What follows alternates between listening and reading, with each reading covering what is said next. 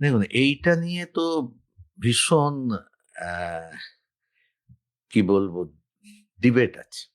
হ্যাঁ, কিন্তু আমি একটু লিবারেল রিগার্ডিং মানে ফুড হ্যাবিট ডায়াবেটিসে।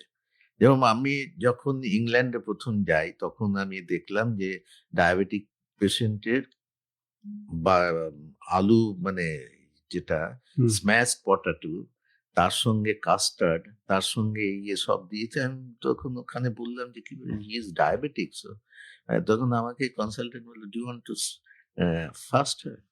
আচ্ছা। হ্যাঁ, আমি অবাক হয়ে গেলাম। তো ব্যাপারটা হচ্ছে যে আলু আগে আমরা বন্ধ করে দিয়েছিলাম, এখন আমরা বন্ধ করি না।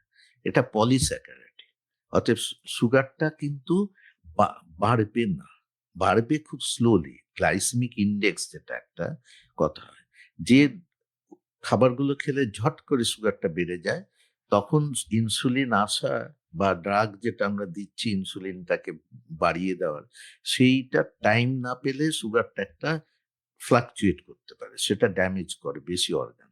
এইবার আমার যদি গ্লাইসেমিক ইন্ডেক্সটা বেশি কিন্তু সেটা সাস্টেন করছে না, আমার যদি ওষুধটা মানে খেলে আমি ডেফিনেটলি আম খেলে যে গ্লাইসেমিক ইন্ডেক্সটা কিন্তু সাস্টেন করবে না। যেরকম তরমুজ, আমি কি তাহলে তরমুজও খাবো?